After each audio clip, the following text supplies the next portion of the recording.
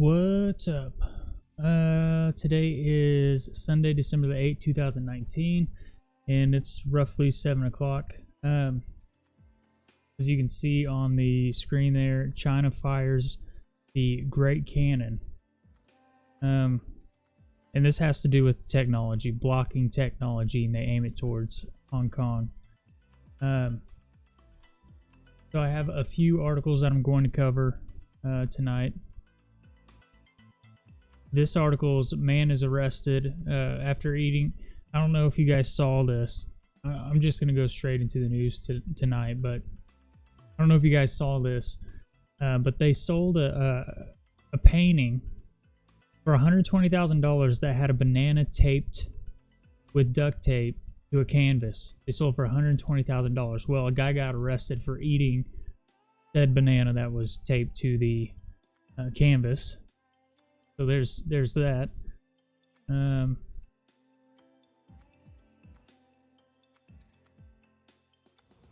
We have first person charged under Florida's red flag law, found guilty. Taco Bell customer arrested for DUI after getting RV stuck backwards in the drive-thru. There's the what the topic of this is: China fires up Great Cannon denial of service blaster and points it towards Hong Kong. There's one about another meteor bright light that was seen over Phoenix. Tesla on Autopilot slams into police cruiser. $1 billion surveillance cameras will be watching around the world in 2020. And I talk a lot about facial recognition and technology, so this is just something else that is coming. SpaceX Dragon successfully docked to the ISS. Tory government's giving NHS data to Amazon for free. For the first time, scientists have reversed dementia in mice with drug that reduces brain inflammation. Kremlin commander warns war with West could break out. West could break out with over Arctic. And then this came out not too, probably an hour ago. Moscow to rearm all Arctic units with S-400s to create anti-missile dome over Russian Arctic. U.S. military drone shot down by Russian forces in Libya. How an armed conflict between China and Taiwan would take shape. U.S. Army tanks will test out German active protection system. And President Donald Trump fires warning shots at Kim Jong-un over the latest nuclear missile test. I don't know why this isn't on here. I must have deleted it. Hold on just a second. Yeah, I believe I did. There was an article that just came out earlier. I'll pull it up real quick. But this is breaking news. Not breaking as slow as my internet's going tonight, but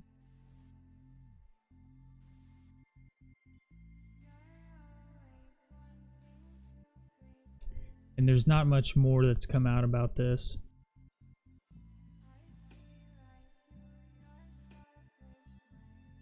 So rocket alert sirens sound at Iraqi Baghdad airport amid reports blast heard. There is a video linked to this in Twitter. I pulled it up, and all you can hear is the missile warning going off.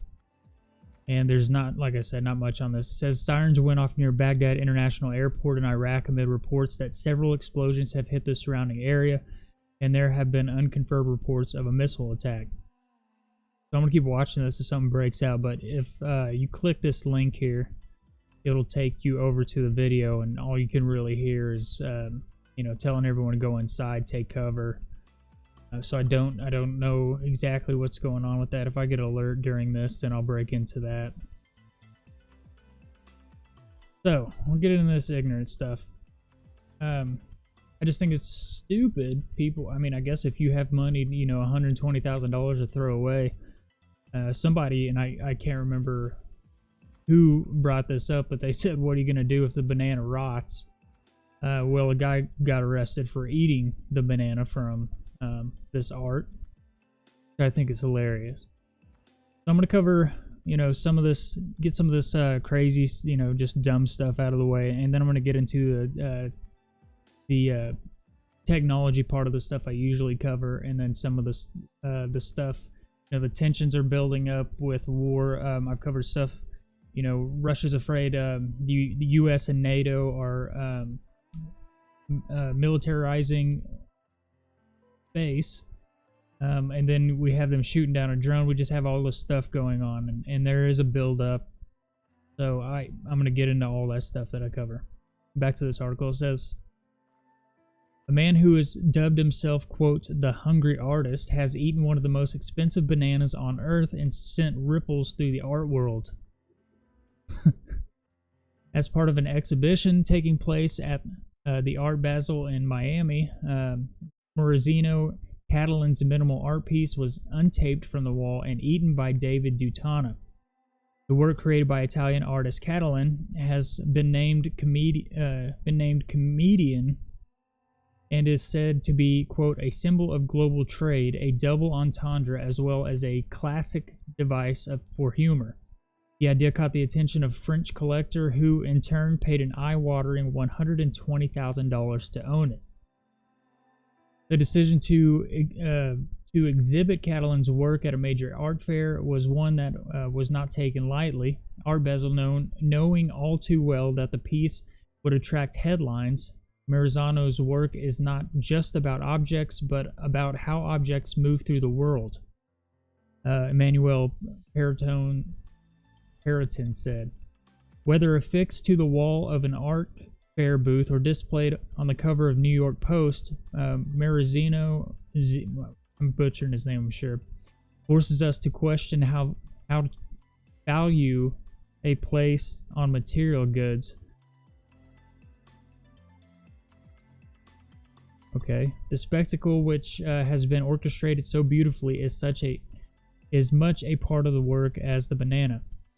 Now, though the hungry artist has made his own headlines by untaping the banana and eating as part of his own performance art, after posing for the cameras, head by a stunned crowd, Dutana was eventually escorted away by the gallery staff before taken into police custody. It says, I love Maurizio Catalan artwork, and I really love this installation. It's very delicious, he eventually wrote after being released by police. A spokesman for the gallery has insisted that the stunt has not ruined the work, and quite hilariously, they have replaced the banana for the uneaten one. He did not destroy the work, a spokesman said. The banana is the idea, and I think I read somewhere on here that they actually reappraised the replacement banana so that it's part of the original artwork. See if I can play this real quick.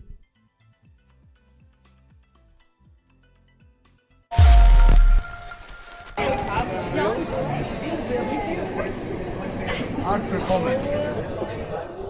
Do what? Art performance. Hungry artist. It's a big banana. Yep.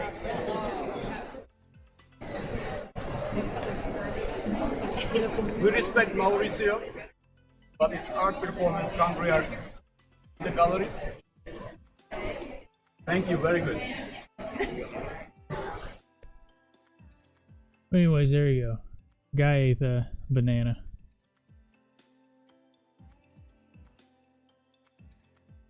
I think is ridiculous. Why anyway? I mean, I'm probably gonna get a guarantee I'll even get a copyright for playing that video.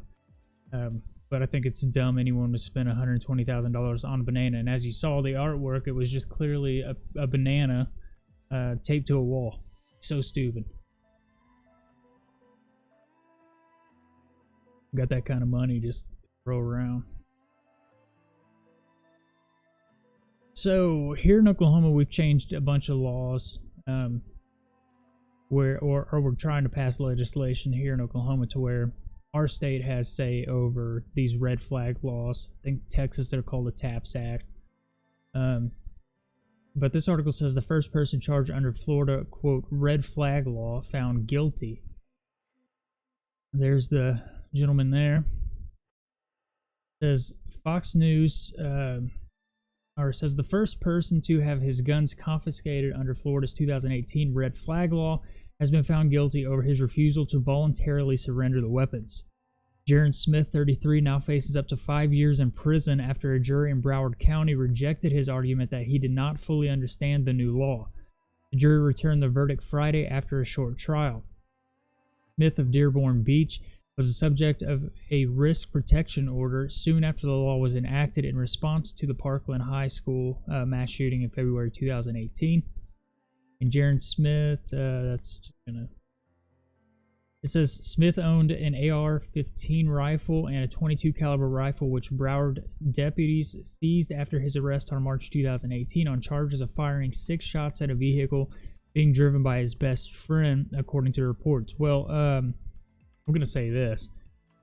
If your dumb ass is shooting rounds like that, you probably should have your rifle confiscated. That's honestly what I think. Says Smith is, I mean, I don't even know, like, totally get him on something else besides, you know, putting it under the red flag laws. Now, if you said that we kicked in dude's door because he was acting mentally crazy, then I could see how that falls under, but I think this could fall under more than just the red flag. It says Smith is facing a trial on attempted murder charge in connection with that incident. There you go. He was accused of firing at his friends with a Glock handgun that deputies also took, according to reports. Florida's red flag law allows authorities to obtain a court order to confiscate weapons from people who pose a danger to themselves and others. Florida is one of 15 states with such laws. So, at the same time Smith's guns were seized at a local TV station, citing a neighbor reported that Smith was an Army veteran. He spent a lot of money for his weaponry, the neighbor Lorenzo Brown told WPLG-TV. It's crazy. You just got to live around here to know what's going on. So it says the Florida Sun-Centennial reported that the jury returned a verdict after less than an hour of deliberations. Well, I'm sure they did. Like I said, if you're out acting like a dumbass with your weapons like that, you probably should have your weapons taken from you. So this one, and I always say this, if you're going to drink and drive or do drugs, stay at home, because this moron, it says, Taco Bell customer arrested for DUI after getting his RV stuck backwards in a drive-thru. Not forwards, but backwards. And there's a picture of his glorious moment. Yeah, he's going the opposite direction. What a moron. Sometimes it's better to skip the drive-thru and just order from the counter. And also, use DoorDash or Uber Eats or any of those things. Don't get behind the wheel and drive your RV drunk. And come on now. You got multiple options out there. There's a woman in Kennewick, Washington, was arrested on Friday after she got her RV stuck in a Taco Bell drive-thru, and police took her into custody on suspicion of driving under the influence. There's the side picture of it there. So it says on top of getting the vehicle stuck, the woman also entered the drive-thru lane through the exit and was driving the wrong way.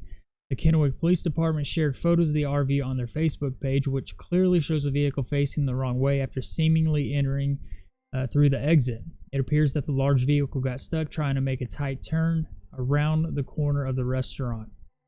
Police identify the driver as 56-year-old Anastasia M. Etzweiler, I guess. She was taken into custody and booked at the Benton County Jail, Fox 5 reports. Authorities captioned the photos, quote, shortly after midnight, officers responded to a call of an RV stuck in the drive-thru of Taco Bell on Plaza Way. The RV has been driven into the drive-thru the wrong way to begin with, and the driver, Anastasia M. Eltweiler, age 56, was suspected of driving under the influence and was arrested and booked into jail. The RV seemingly got stuck as it attempted to make a tight turn in the drive-thru lane, and despite the serious nature of the allegations on Facebook, still found humor in the situation. One user joked about her driving the wrong way, posting, will you see she went that way because she couldn't get past the height limit bar. Another user joked, "I hope she's got her tacos. I heard the food is not so good at Benton Hilton, aka the county jail." Well, if she would get as sick eating the food at the county jail, but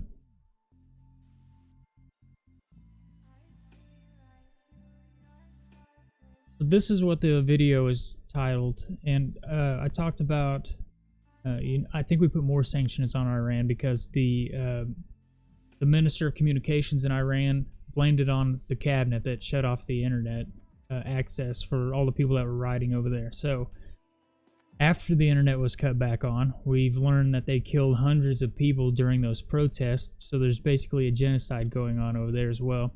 Well, now I guess China's going to do the same thing, and this article says China fires up Great Cannon denial of service blaster and points it towards Hong Kong.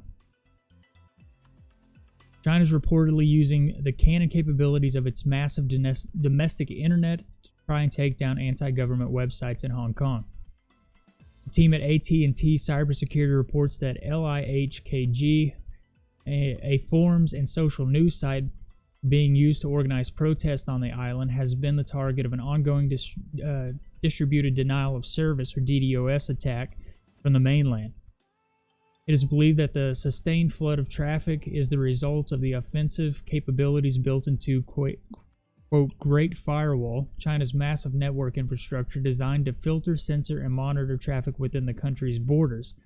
Thus far, it appears that LIHKG's anti-DDoS service is holding up to the barrage, and the site remains accessible.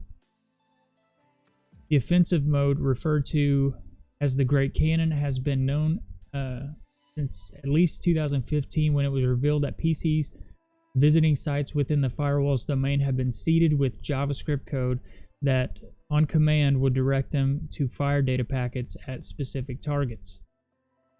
Normally, these URLs serve standard analytics tracking scripts, AT&T said, of sites handing out the codes. However, for a certain percentage of requests, the Great Cannon swaps these on the fly with malicious code.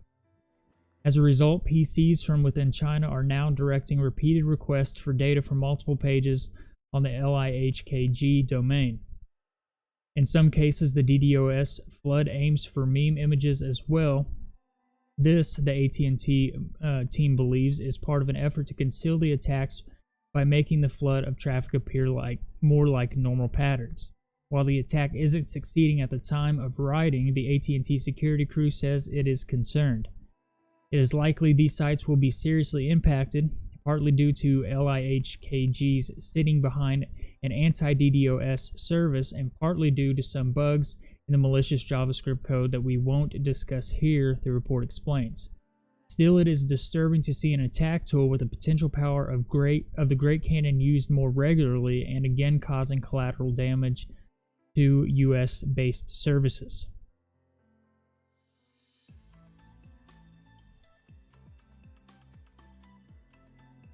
If you believe that they don't have the power to shut down the internet at any moment, they do. They do it all over the world. If you don't think that they can, you're pretty naive.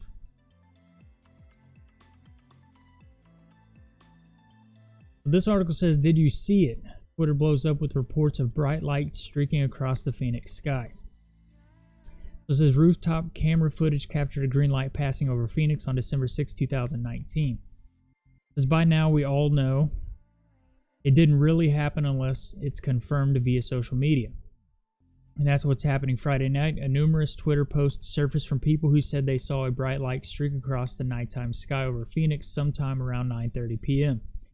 The post described the sight as a green streak or light, possibly a large meteor or shooting star, but definitely more than a quick flash that such a phenomenon usually produces. The Arizona Republic could not immediately confirm the source of the bright light, but several other Twitter posts reported seeing it from vantage points such as 32nd Street and Thomas Road near the Phoenix Art Museum or in North Phoenix. So you can contact the people there if you've got any footage of it. And there's a whole bunch of tweets on here, but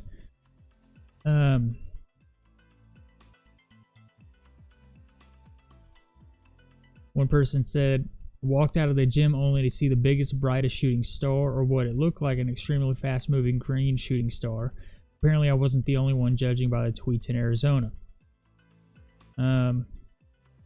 Bright wall ball heading straight towards the ground, tints of green on the tail end. It was east of me. I was Gilbert and Southern, and it was very well illuminated considering light pollution. I think a couple days ago, we had one that you could see from Oklahoma here. I didn't talk about it. So this is a crazy story. Tesla on autopilot slams into police cruiser, and driver claims he was checking on his dog. This is a Tesla on autopilot slammed into two vehicles on Saturday, one of which was a Connecticut State Police cruiser, officials said. The driver of the Tesla told police that he put the car on autopilot because he was checking on his dog in the back seat, according to a statement from the Connecticut State Police.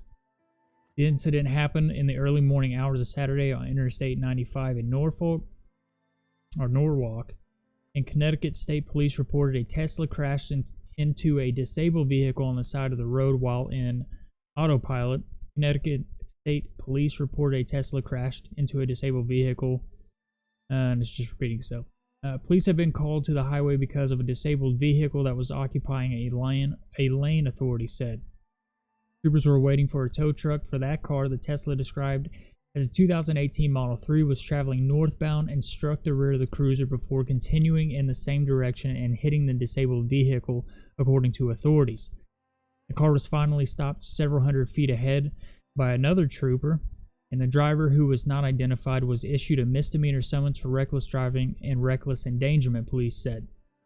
Connecticut State Police reported a Tesla crashed. Says no one was seriously injured in the incident, and State Police cited the National Highway Traffic Safety Administration and said that while certain vehicles have some automated capabilities, there are some yet that are fully automated or self-driving. Regardless of your vehicle's capabilities, when operating a vehicle, your full attention is required at all times to ensure safe driving, State Police said. Tesla has issued similar statements in the wake of past autopilot accidents, stating drivers must keep their hands on the wheel at all times.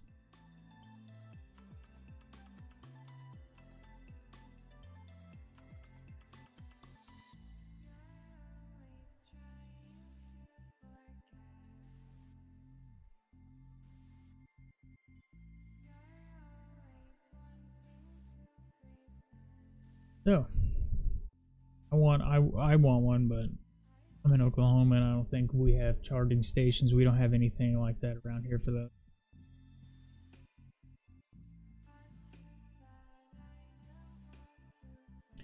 $1 billion surveillance cameras will be watching around the world in 2021, a new study says. Some of this is old, like I said. I take off Saturday, so. And I cover a lot of this stuff that has to do with surveillance and artificial intelligence, facial recognition software, all that stuff. It says surveillance cameras are mounted on a post in Hangzhou.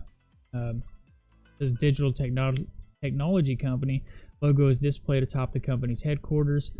So there's supposed to be a picture there. I don't have it, but 1 billion surveillance cameras will be watching around the world in 2021, and more than half of those cameras will be in China, according to a report from IHS Markit published on Thursday. And I already told you guys this. Now they're making requirements in China that if you get a new phone contract with them and you sign a contract for a new phone, you have to use facial recognition software to register the phone.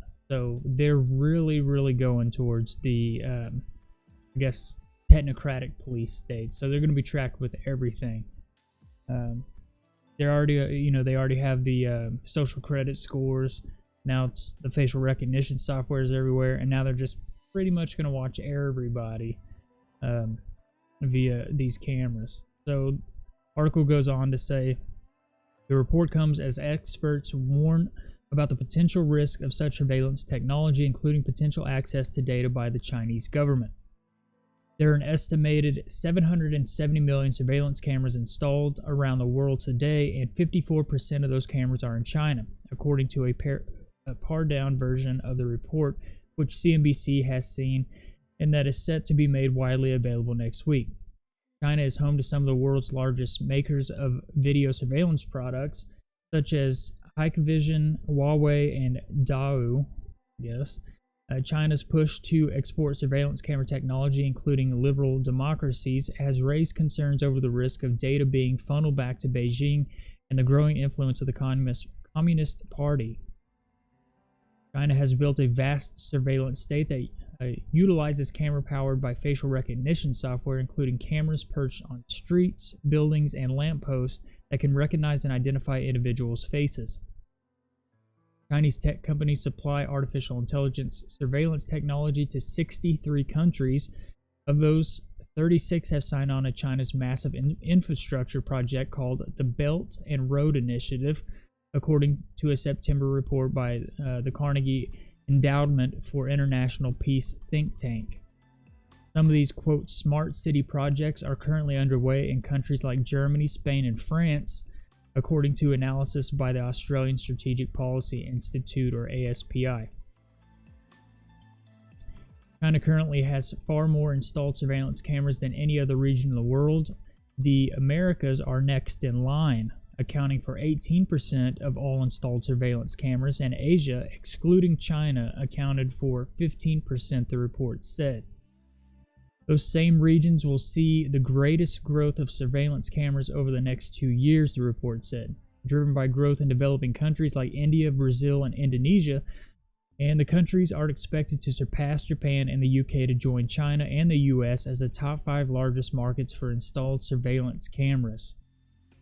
And I read these articles constantly because I keep trying to tell everybody this stuff is coming here, whether you believe it or not, or you care or not.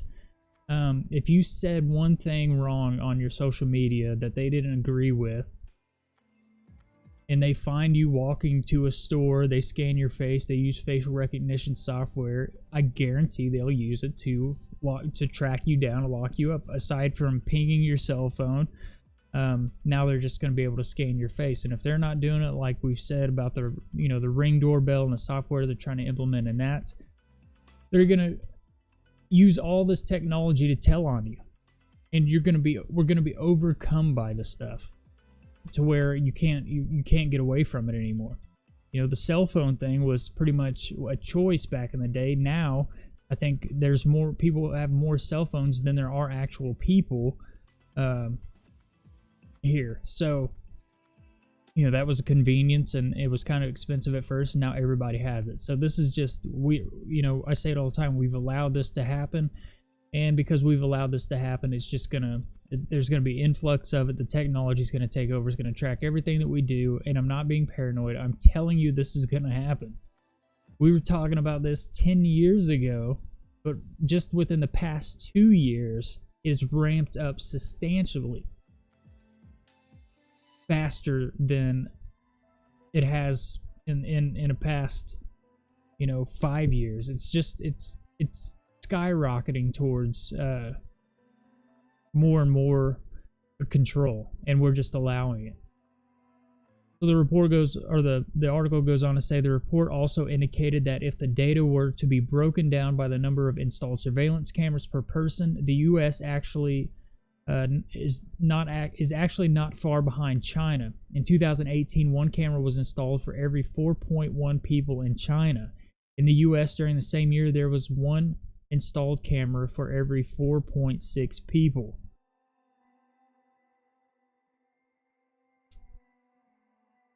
If you don't think it's coming here, you're sadly mistaken. This article says, SpaceX Dragon successfully docks with the International Space Station.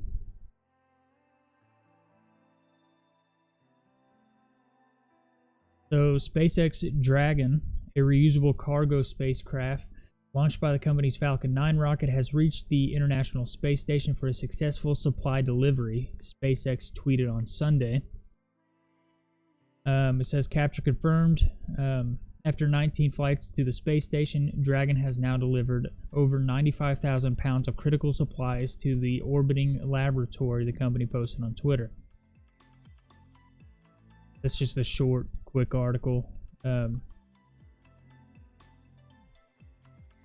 So we got all the technology taken over, all this talk about space, all this talk about UFOs. Like, I personally feel like they're preparing us for something, or they know about something that's imminent that they're not telling us about.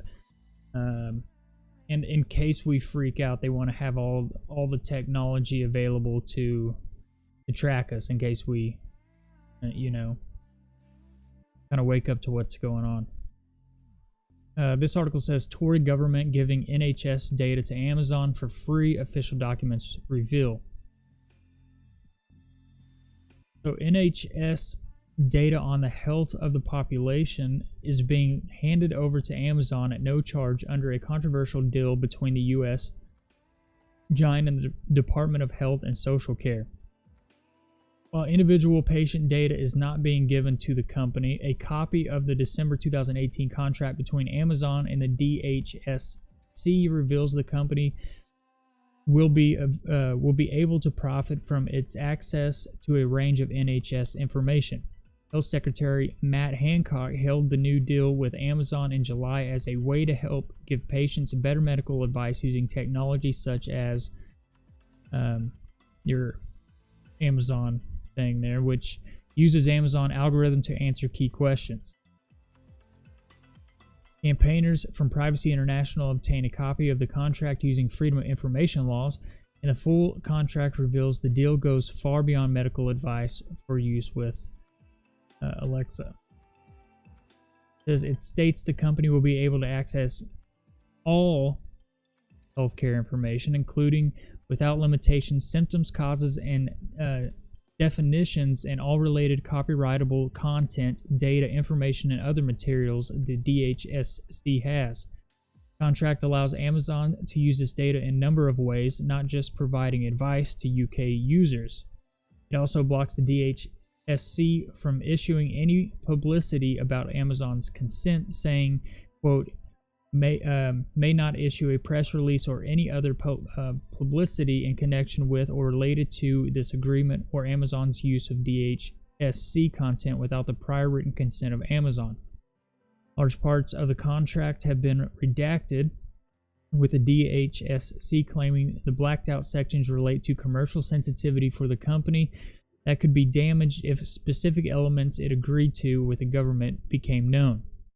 In a report on the contract, Privacy International said, while this particular contract may sound harmless at first, after all, it is good news if Amazon uses the NHS as a trusted source for information for medical queries, and we should not be naive about the intentions of big companies that are preying over the NHS. This particular partnership also raises questions when it comes to competition regulation of dominant players in the digital era.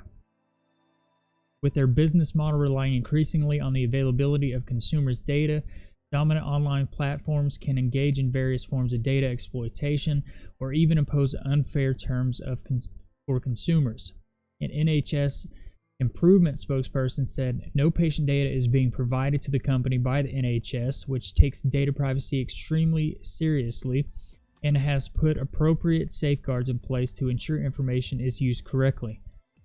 Moreover, the use of NHS data comes in the involvement of private companies in the NHS has featured heavily in the general election campaign, with Labour using leaked documents to show drug companies want to increase the cost of medicines for the NHS. Last year, Amazon saw its UK corporation tax bill fall 4.6, despite profits tripling to 80 million and turnover reaching more than 2 billion. The Conservatives have suggested they will bring in an Amazon tax to target digital companies. And all the links to everything that I talk about are in the description below.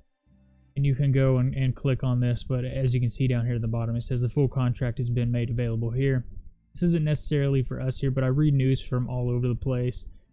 There's more people that listen to the podcast overseas, so I cover a lot of stuff over there. What we do here in this country, and I tell people this all the time, and they don't believe me. I don't think a lot of people believe me. Some people who listen to this, will talk in the chat or we'll have conversations in private that we know this, that our government pretty much hires corporations to go around the Constitution and then gather information that way.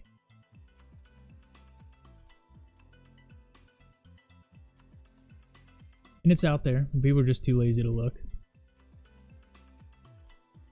This is awesome article. It says, for the first time, scientists have reversed dementia in mice with a drug that reduces brain inflammation.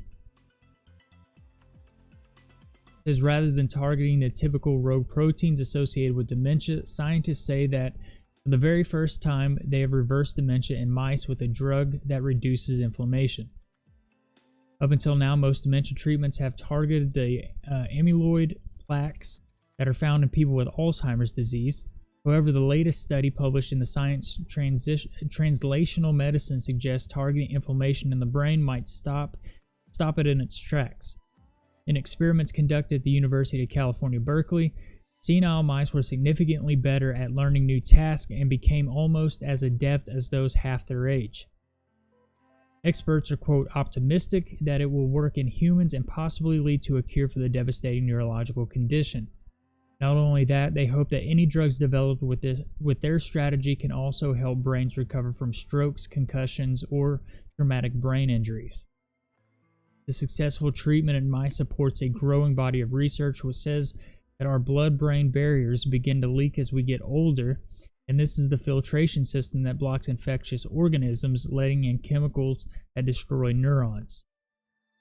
As previous MRIs scans by study co-author Professor Alan Friedman have found that the barrier breaks down in nearly 60% of people by the age of 70.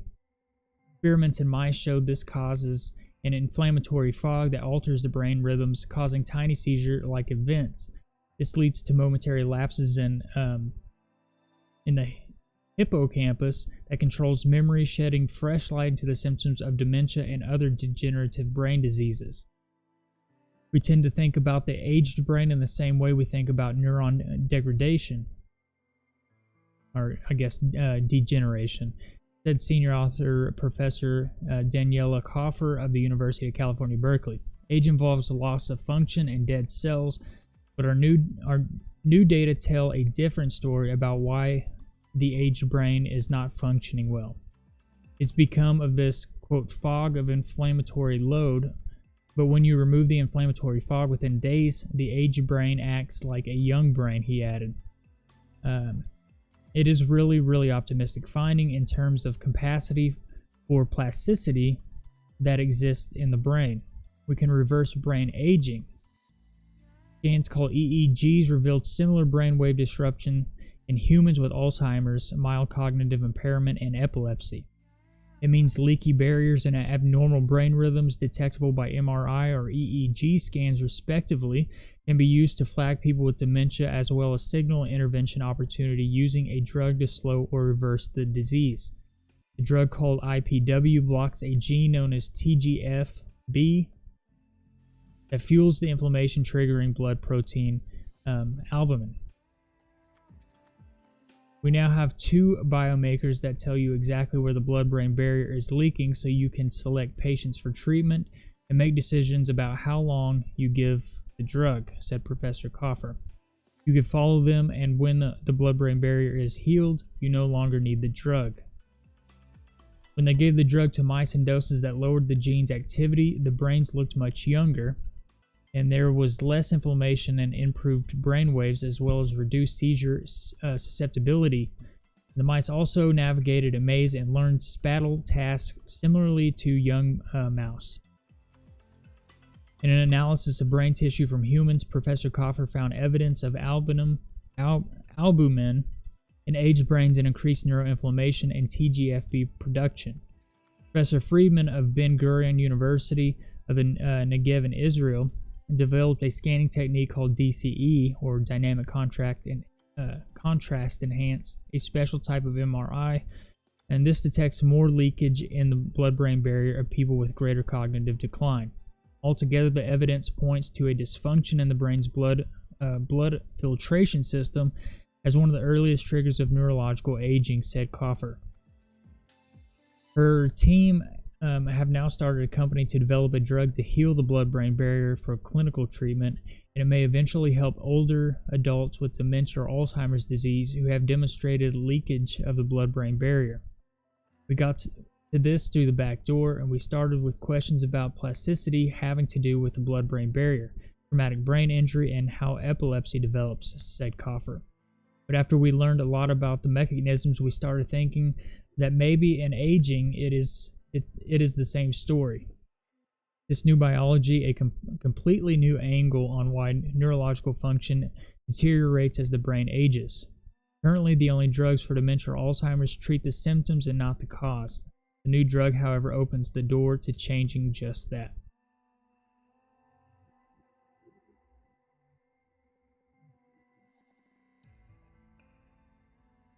It'd be amazing if they honed this in and they gave cure to so many people that suffer from that. I've worked at a nursing home growing up, well, in my early 20s. And I've had to watch people that you get close to decline from having dementia. I've never known anyone to be affected from it that's close to me. It is a sad ordeal. So now we're going to get more into the war stuff and what's going on with that, since I tend to cover it because I always say whatever happens over here is a catalyst for what's to come. So I kind of keep an eye on all this. This article says the Kremlin commander warns war with West could break out with over Arctic. It doesn't sound right the way that's worded, but it says the risk of war in the Arctic involving Russia and NATO is rising, claimed a top Kremlin commander. The chilling forecast came from a hawkish head of the Russian Northern Fleet. Vice Admiral Alexander Moseev warned NATO countries risk war over the Arctic, head of the Russian Northern Fleet. He pointed to an alleged significant increase in NATO's presence in the polar waters, warning that military exercises by Britain and the U.S., along with their other Western countries, have doubled in 5 years. This comes as Vladimir Putin has ordered the reopening and modernization of military bases along Russia's 15,000 miles of Arctic coastline as the Kremlin taps vast offshore oil and gas reserves. So here's some pictures here.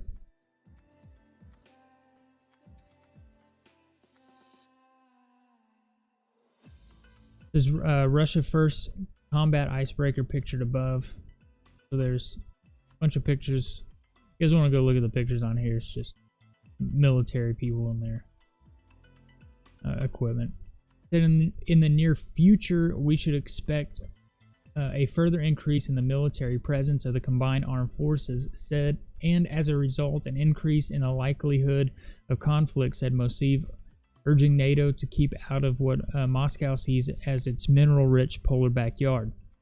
In recent years, the joint armed forces of the alliance member states have carried out dozens of exercises in the close proximity of our northern borders. The drills were different in size and involved various weaponry ranging from nuclear submarines, carrier battle groups, and other units including special operations forces. The Northern Fleet commander accused the West of seeking to pressure Russia with sanctions and politicize multilateral cooperation in the Arctic. He accused NATO countries of failing to recognize Russia's national interest and a readiness to use military force as a means to achieve political goals. Some more pictures here.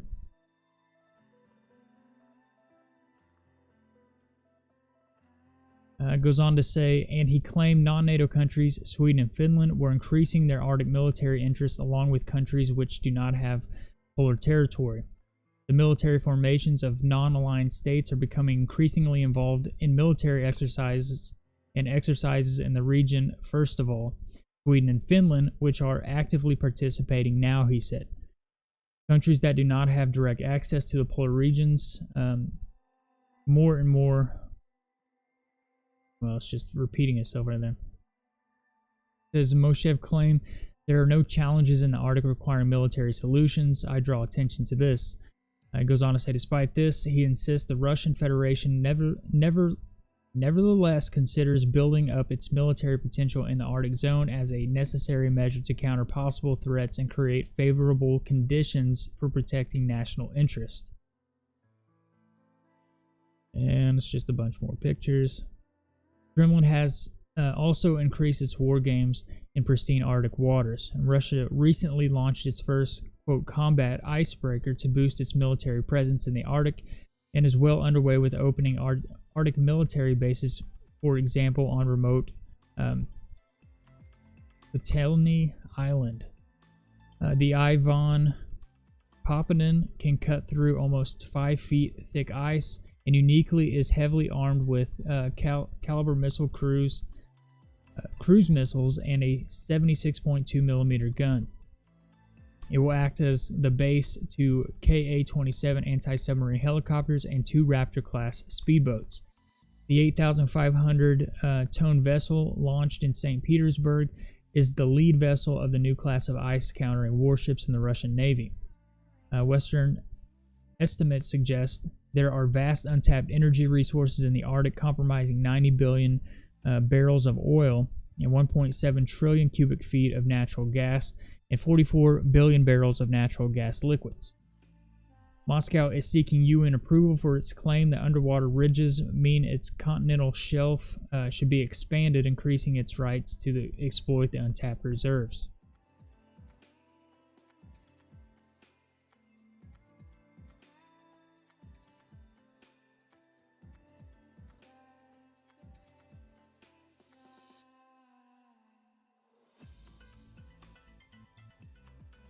So, I read that article because this evening, as I was preparing to do this, this article came out, and I don't think it's very long.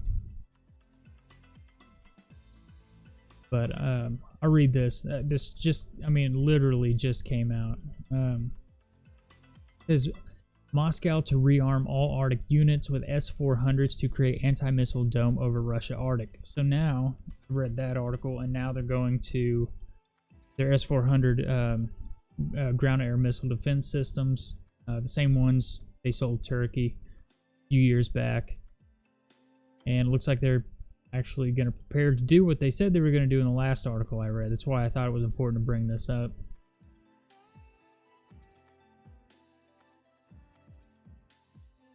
This all anti-aircraft regiment of Russia's Northern Fleet will be equipped with state-of-the-art S-400 air defense systems in the next few years to create an anti-missile dome able to thwart any enemy incursions, the Russian Navy said. That Russian anti-aircraft missile forces and radio technical groups stationed in the Arctic are going through a comprehensive rearmament process that sees Russia's most advanced long-range air defense missile system being delivered to them, Vice Admiral Alexander Moshev, the commander of Russia's Northern Fleet, said Sunday. I'm not going to read this because it pretty much just reiterates the last article. So I went through all that. You know, they want the rights, the mineral rights there, and now it looks like they're going to beef up their security with the S-400 missile defense system. And then on to this article, U.S. military drones shot down by Russia forces in Libya. This came out today also. U.S. military has accused Russian air defense of shooting down a drone that was lost close to the capital of Libya last month. The drone was reportedly conducting a renaissance mission with the region amid ongoing clash between Libyan factions fighting to seize control of Tripoli. Fears have grown in recent weeks over the scale of Moscow's involvement in the country's civil war, which has been raging since 2014 and claimed thousands of lives, with Russian mercenaries said to be aiding Commander Khalifa Haftar and a so-called Libyan National Army in their attempts to capture the capital. U.S. Army General Stephen Townsend, who leads Africa Command, has now voiced deep concern about Russia's apparent presence in Libya as he demanded the return of the drone wreckage. He admitted that those operating the air defense, quote, didn't know it was a U.S. remotely piloted aircraft, when they fired on it, but added they certainly know who it belongs to now. They're refusing to return it, General Townsend told Reuters. They say they don't know where it is, but I'm not buying it. This highlights the mainline influence of Russian mercenaries acting to influence the outcome of the civil war with Libya, and who are directly responsible for the recent and sharp increase in fighting, casualties, and destruction around Tripoli. U.S. Defense Secretary Mark Esper declined this week to comment directly on the drone, but said he believed Russia was trying to, quote, put their finger on the scale in Libya's civil war to create a situation that was advantageous to Moscow. An official in Libya's internationally recognized Government of National Accord, which serves the country's interim government under UN-led initiative, established in 2015, told the Reuters news agency that Russian mercenaries appeared to be responsible. The U.S. assessment, meanwhile, concludes that either Russia's private military contractors or Haftar-led forces were operating the air defenses at the time the drone was reported lost on the 21st of November, according to Africa Command spokesperson Christopher Carnes.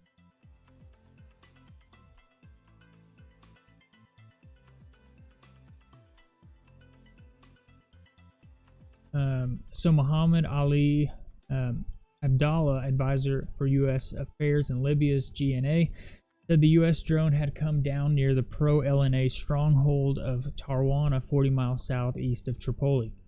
More than 1,400 Russian mercenaries were deployed with the LNA, he added, and only the Russians have that ability, and they were operating where it happened. As it is our understanding that Haftar, however you say that, was asked by his Russian partners to claim responsibility despite not having the capability or equipment to shoot down a U.S. drone. Fighters loyal to the Libyan government of the National Accord gather during clashes with... so there's a picture. Says Mr. Haftar, who claims to be fighting to rid Tripoli of Islamicist-leaning armed groups, has also received support from the United Arab Emirates and Egypt, according to diplomats and Tripoli officials. Russian authorities deny using contractors in any foreign military theater and say Russian civilians who may be fighting abroad are volunteers. The LNA denies it has foreign backing.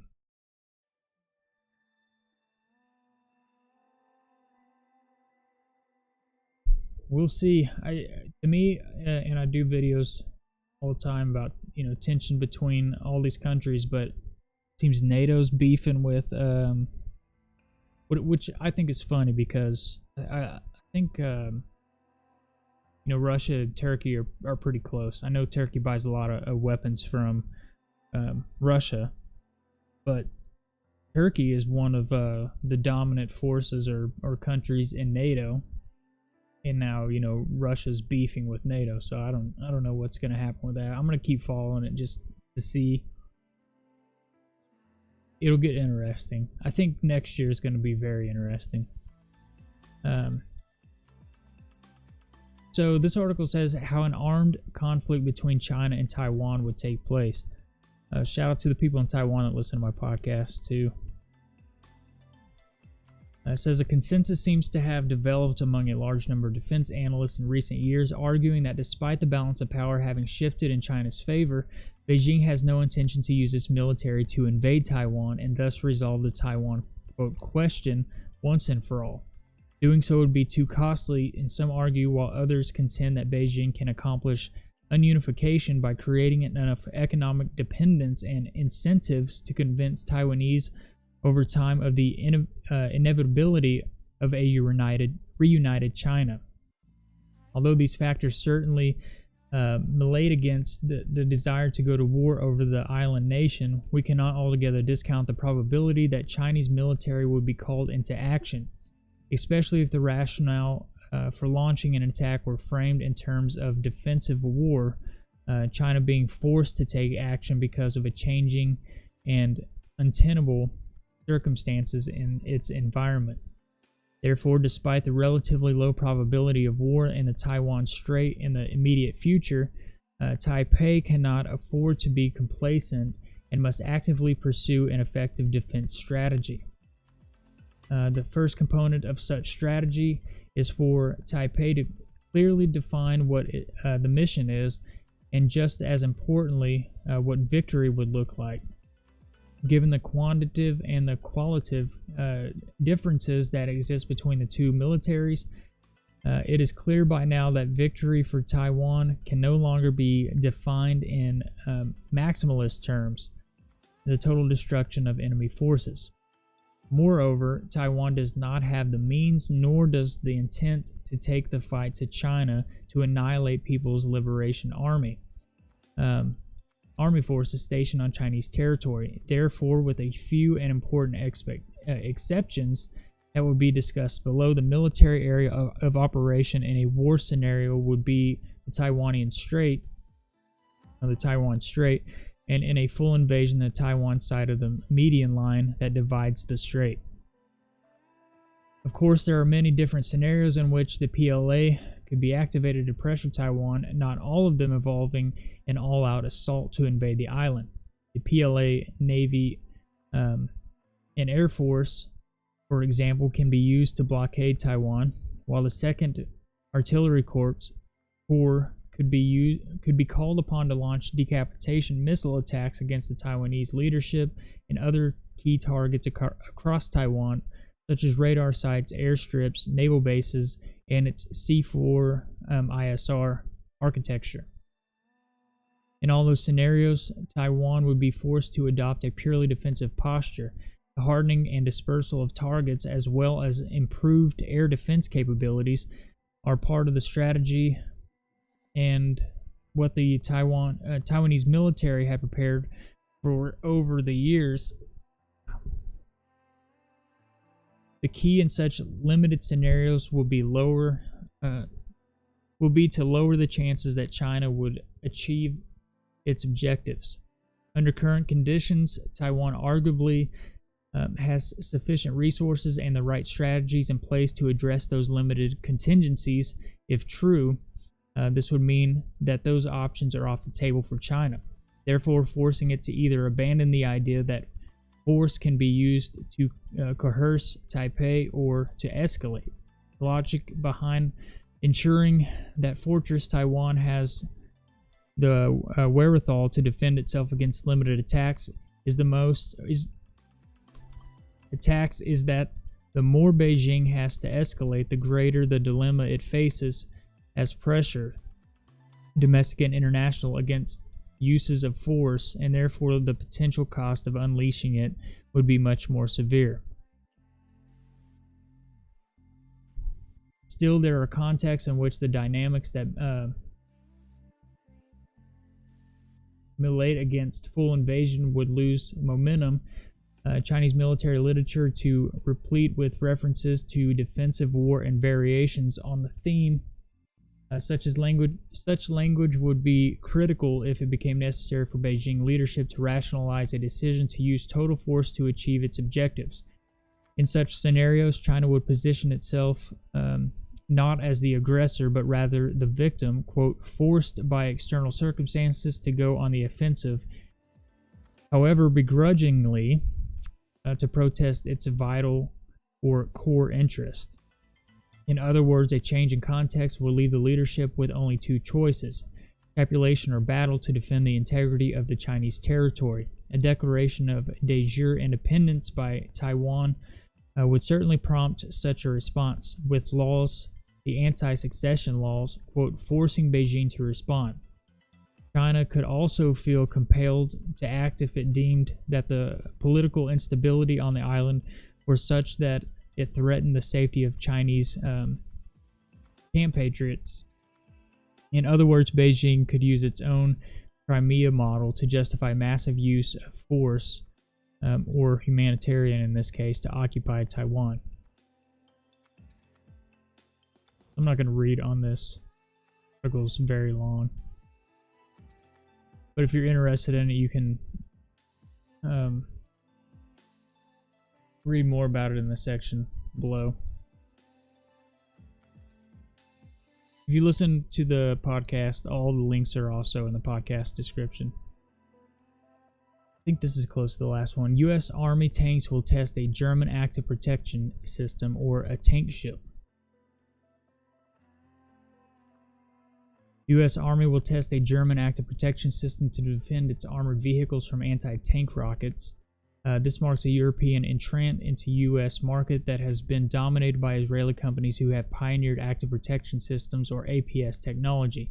In particular, Raphael's Trophy APS has been chosen by the U.S. Army to equip 4 brigades worth of M1 Abrams tanks, while IMI's Iron Fist is being integrated into the M2 Bradley infantry fighting vehicles. Under the $11 million contract with Germany's Rheinmetall Protection Systems and U.S.-based Unified Business Technologies, the U.S. Army's New Vehicle Protective Systems Program Office will test Rheinmetall's Strike Shield APS beginning in October 2020. The Strike Shield APS is a distributed real-time system which was developed to protect the carrying platform against anti-tank rockets and missiles, according to their announcement. It therefore can operate in the immediate vicinity of the vehicle to be protected. Additionally, the Strike Shield, the technical requirements of large caliber kinetic energy defeat are addressed, which is a unique combination of threats to protect against and reason for the promising overall outlook. Trophy works by using radar and electro-optical sensors to detect incoming anti-tank missiles, calculate their trajectory, and fire a salvo of shotgun-like pellets to destroy the missiles before they hit the vehicle. However, Pentagon auditors raised questions last year about the Army's testing of Trophy, including whether the test reflected combat conditions as well as whether the 5,000-pound weight of the Trophy would hammer vehicle performance. Rheinmetall is touting Strike Shield as a hybrid approach that combines active systems and passive systems that shield the active APS components. The hybrid protection model allows for an integrated approach. Passive protection components simultaneously serve as interface and shield for the components of the active protection system, the company said. Conversely, the Strike Shield APS components comprise ballistic functions and characteristics. The external protection layer protects these components against shell fragments, small arms fire, and other sources of mechanical stress. The Strike Shield countermeasures are embedded in the first protection plate from the outside and serve simultaneously as part of the first layer of passive protection. The sensors of the system are contained in the space in between. Significantly, Rheinmetall advertises Strike Shield as suitable for both tracked and wheeled vehicles, and the U.S. Army is working on multiple new armored vehicle programs, including the Armored Multi-Purpose Vehicle Replacement for the Workhorse M113 family of support vehicles, the Mobile Protective Firepower Light Tank, and the optionally manned fighting vehicle replacement for the M2 Bradley infantry fighting vehicle. The next generation of armored vehicles is likely to be smaller and lighter than the Cold War Abrams and Bradley, and this means that 5,000-pound APS like the Trophy could be a problem for tanks and infantry fighting vehicles, let alone lighter vehicles like the Stryker, for which the Army is facing difficulties finding a suitable APS. Nor is the weight the only problem. While Iron Fist only weighs about 450 pounds, light enough to be mounted on a Bradley, the M2A3 version of the Bradley doesn't generate enough electrical power to operate Iron Fist, Pentagon auditors warn. Nonetheless, APS is a much better solution than earlier tank defense technologies like explosive reactive armor that stop anti-tank rockets by detonating charges on a tank's hull. It says, more important, the tanks are more endangered than ever by smart weapons such as laser-guided anti-tank missiles. And it says the APS gives armored giants a new lease on life. I think once they integrate those the DEWs and the laser beams on everything, they're just going to be able to melt through all that metal. They're already doing tests on it, so.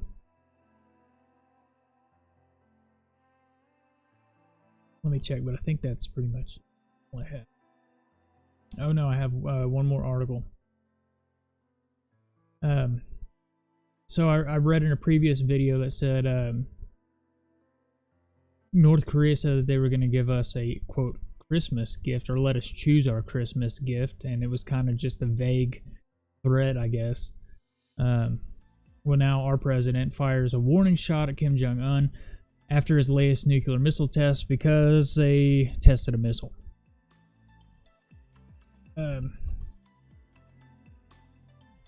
So Donald Trump today warned trigger-happy North Korea it has too much to lose hours after its latest controversial missile test. The tough-talking U.S. president took to Twitter to take aim at Kim Jong-un by telling him to stick to his pledge to stop his nuclear ambitions now. Said Trump tweeted, Kim Jong-un is too smart and has far too much to lose, everything actually, if he acts in a hostile way. He does not want to avoid a special relationship with the President of the United States to interfere with the U.S. presidential election in November. North Korea, under the leadership of Kim Jong-un, has tremendous economic potential, but it must denuclearize as promised. NATO, China, Russia, Japan, and the entire world is unified on this issue. Earlier today, North Korea bragged it had carried out a, quote, very important test at a long-range missile rocket site, reportedly rebuilt after having partially dismantled it at the start of, quote, peace talks. Analysts believe it could be a group-based test of an engine to power a satellite launcher or even an intercontinental ballistic missile. This comes after Pyongyang appears to shut the door on further U.S. talks, and just days after Pyongyang warned it was up to the U.S. what Christmas gift it will get from the rogue state. Kim has now given the White House until December 31st to end what it calls ongoing, quote, hostility between the two nations. We do not need to have lengthy talks with the U.S. now, and denuclearization is already gone out of the negotiating table, the North Korean envoy to the UN, Kim Song, said in a statement on Saturday.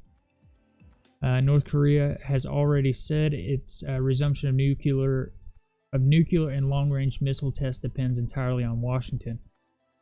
So here's a little map here, and this is bragging about their distance. So destination, and you can look at this map and put the link in the description, but this is where they're saying their capabilities to reach with their ICBMs. So, be insane. Said while Kim's military leaders insist their ongoing, quote, satellite launches are part of its peaceful space development program. However, many outside experts say ballistic missiles and rockets used in satellite launches share similar bodies, engines, and other technology. None of North Korea's 3 international ballistic missile tests in 2017 was conducted at the Sohae site, but observers said the site was used to test engines for ICBMs. After his first summit with the North Korean leader in Singapore in June last year, Trump said Kim told him he was already destroying a major missile engine testing site, in addition to committing to complete denuclearization of the Korean Peninsula. But we also know that their military, they're staging their military in the it's a port that used to be a vacation spot, and he's basing military all around that area. Don't know what he's getting ready for, but it's something I'm definitely paying attention to and going to watch. It says, goes on to say, satellite imagery later showed the North Korea dismantling a rocket engine testing stand and other facilities at the Sohae site. Last March, South Korea's spy agency and some U.S. experts said that North Korea was restoring the facilities, raising doubts about whether it was committed to the denuclearization. North Korea has since warned the U.S. must abandon hostile policies and come out with new acceptable proposals by the end of this year, or it would take an unspecified new path. Just means he'll just go back to doing what he was doing. In recent months, North Korea has performed a slew of short-range missile and other weapons launches and hinted at lifting its moratorium on nuclear and long-range missiles. Kim Jong-un is under pressure to stick to his pledge to denuclearize his military. says North Korea recently released images of what it claims is a ballistic missile launch from a submarine. And if you guys want to go look at the pictures that this is referring to, you can go look at that. But if you... I don't know if they have the potential to do this. Honestly, I don't know. I'm sure the servicemen and women that, you know, gather intel know a lot better than we do, but that would be the map that he says that he can, the places he says he can hit on a map. So now let me check. I think that was the last. Yep. So I'm gonna go ahead and sign off here for the night.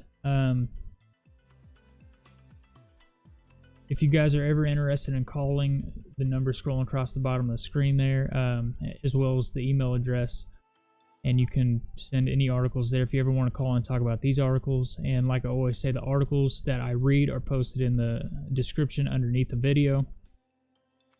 And I'm live Sunday through Friday at 7 p.m. And I'm pretty much South or Midwest or whatever. So until then, until I see you guys again, you know, pray for one another. Just be aware of what's going on. That's pretty much why I do this. Is I just, not for just myself, but you know, my friends and my family, is just to be aware of what's going on in the world. Because a lot of times we're so distracted with the stresses of life and what's going on in our own lives that we don't necessarily pay attention to this stuff. So with all that being said, you guys take care of one another, love one another, pray for one another, and until next time, shalom and Yah bless.